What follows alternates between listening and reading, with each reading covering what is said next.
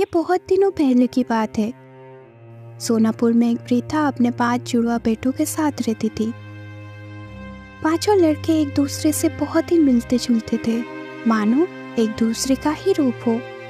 वृद्धा के 5 लड़के 5 गुणों से भरे थे। पहला बेटा सामू, जो कि तालाब का पानी पूरा का पूरा मुंह के अंदर भर सकता था, वो भी 7 मिनट के लिए। दूसरा बेटा रामू, जो कि अपना पैर बहुत लंबे कर सकता था। तीसरा बेटा जोधू, जिसका पीठ लोहे की तरह सख्त था। चौथे बेटे का नाम मधु था, उसे आग से कोई भी हानि नहीं पहुंचती थी। और सबसे छोटे बेटे का नाम था लालू, वो अपना सांस को पूरे 1 दिन के लिए रोक सकता था। 5 भाई दिखने में एक जैसे ही थे, बस उनकी माँ भानुमति ही जानती थी इनमें से कौन कौन है। 5 भाई आधी रात को मछलियाँ पकड़ने जाया करते थे।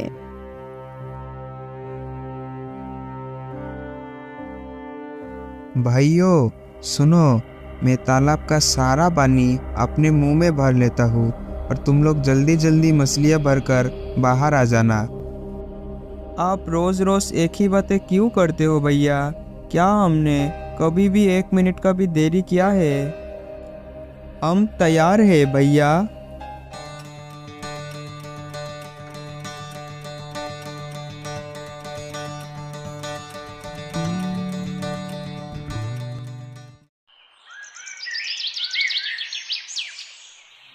आज लालू की बारी है। छोटा भाई, तुम इस मछलियों को लेकर बाजार जाओ। ठीक है भैया।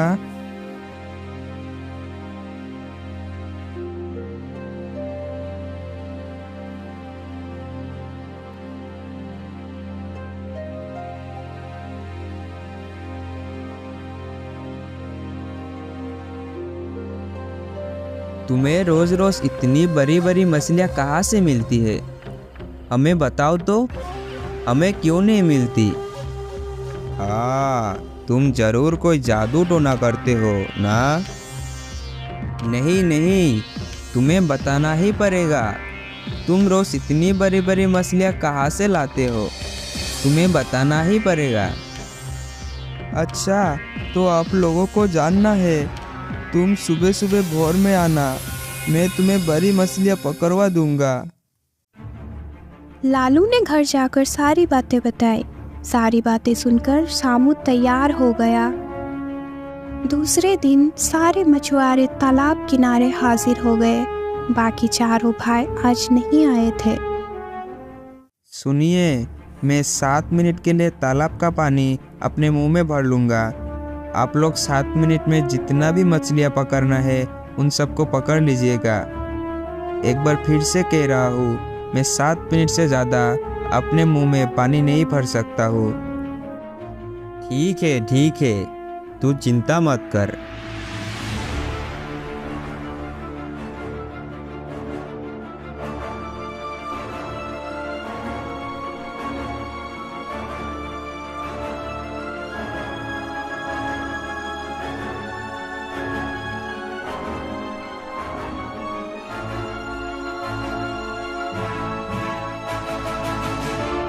गांव में हाहाकार मच गया और मछुआरों के परिवार वालों ने राजा से सामू की शिकायत कर दी।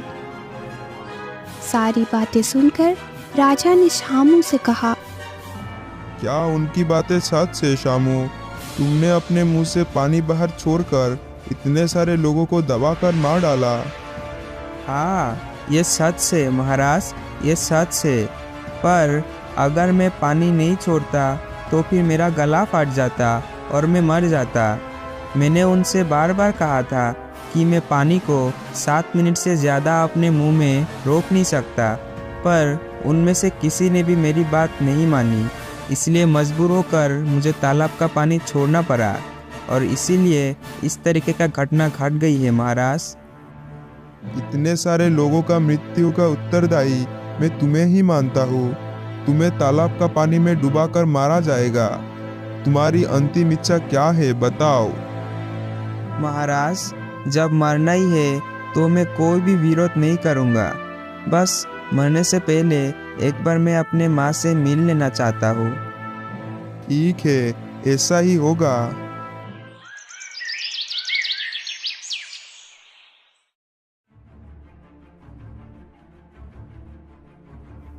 भैया भैया, कल अब की जगह मैं जाऊंगा। अब बिल्कुल भी परेशान मत होइए। अभी आप घर में आराम कीजिए।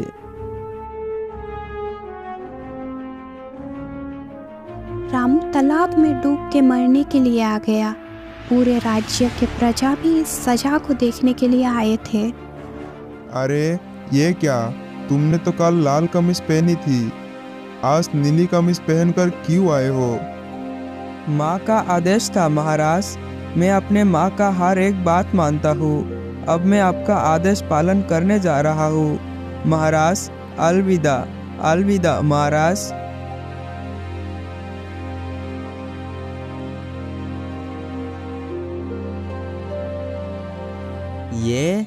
ये कैसे हो गया?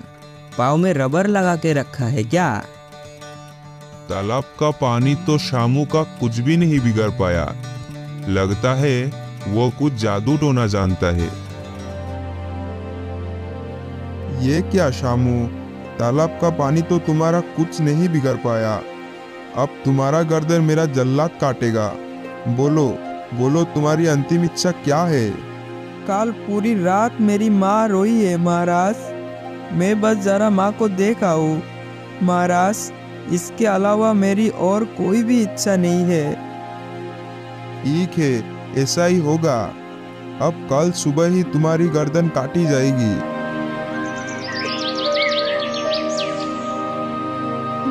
भाइयों, आप लोगों को तो पता ही है मेरी गर्दन बहुत ज़्यादा सख्त है। मेरी गर्दन काटते समय तलवार ही टूट जाएगी। कल भैया की जगह मैं जोधू जाऊंगा। बेटा, हर वक्त अपने कान खुले रखना, ठीक है? माँ, आप हमारे लिए परेशान मत होइए।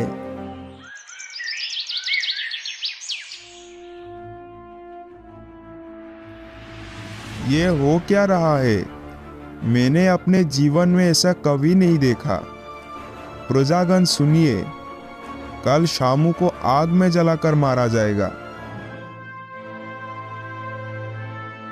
महाराज महाराज, आग से मैं नहीं बच पाऊंगा, यह मैं अच्छी तरह से जानता हूँ। इसीलिए अंतिम बार मैं माँ से मिलकर आना चाहता हूँ। ठीक है, तुम अपनी माँ से मिलकर आखिरी बार के लिए उसके साथ रहकर आ जाओ।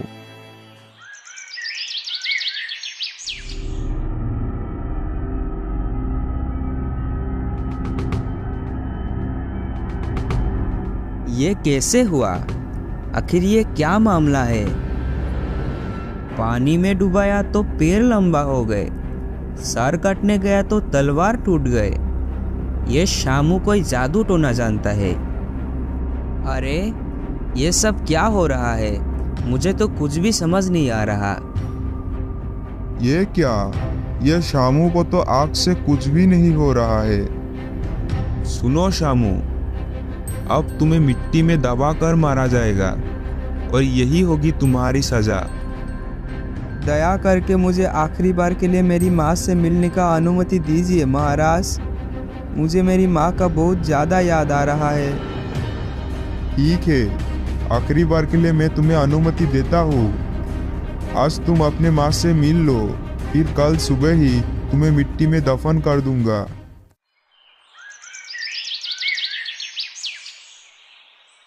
भैया, मैं सांसें रोक कर रखूँगा। आप लोग रात में मिट्टी खोद के मुझे बाहर निकाल लीजिएगा। फिर उसके बाद हम लोग ये राज्य छोड़कर दूसरे राज्य में चले जाएंगे। यही सही रहेगा, पर फिर भी बेटा लालू, अपना ध्यान रखना। माँ, अब बिल्कुल चिंता मत कीजिए।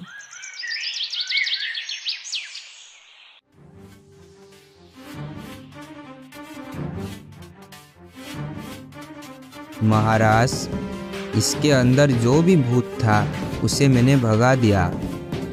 अब अभी इसे मिट्टी में दबा सकते हैं।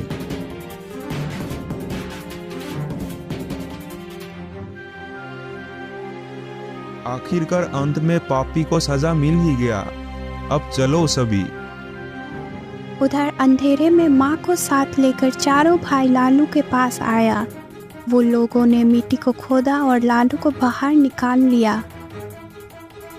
फिर माँ भानुमती रो पड़ी और बोली, जिसके पास ऐसे 5 रत्न है उसे किस बात का डर है। हम कहीं और जाकर सब कुछ फिर से शुरू करेंगे। फिर रामू अपना पैर को लंबा करके अपने माँ और चारों भाइयों को कंधे में बिठाकर लंबा लंबा कदम बढ़ाकर उस राज्य को त्याग कर दिया।